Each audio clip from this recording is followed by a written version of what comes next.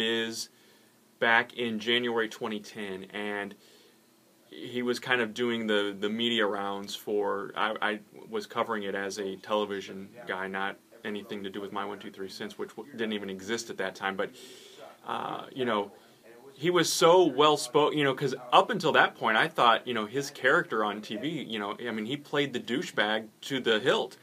And meeting him and talking to him, even during the course of the interview, he was so well spoken. And you know, I'm going to make a bold statement here, but I could see him being that kind of company representative, that mouthpiece, if you will, that John Cena is today. He is very good on camera. He is very well spoken.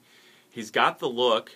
You know, I think the reality show experience, as much as people trash him for that, that taught him how to work in front of a camera. Yeah. It allowed him to develop a personality, a relationship with the camera. And that's what, I mean, that's, you know, as much as we want the focus to be on wrestling, obviously WWE is a global company that has other interests and whatnot, and you need somebody like, you know, John Cena. And really, I don't know of anybody else on the roster that you could see kind of making that talk show circuit and being out there, because I think Sheamus is too gimmicky and too much of a character still.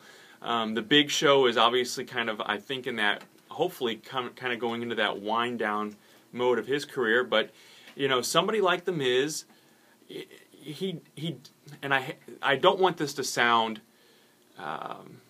stereotypical or whatever, but The Miz and John, you know, they don't look like wrestlers, if that makes sense. They look like they could be, you know, they get up in the suit and they look fine. They don't have the long, stringy hair like Shawn Michaels or Triple H or Bret Hart had. To me, those guys, and I'm not stereotyping, I'm not saying anything negative about people with long hair or, you know, that kind of look. Hippies! Yeah, but, you know, the clean cut, the clean shaven spokesmodel, if you will, I mean, to me, The Miz kind of fits now into that role, and I sound like I have a man crush on the guy, but I really don't.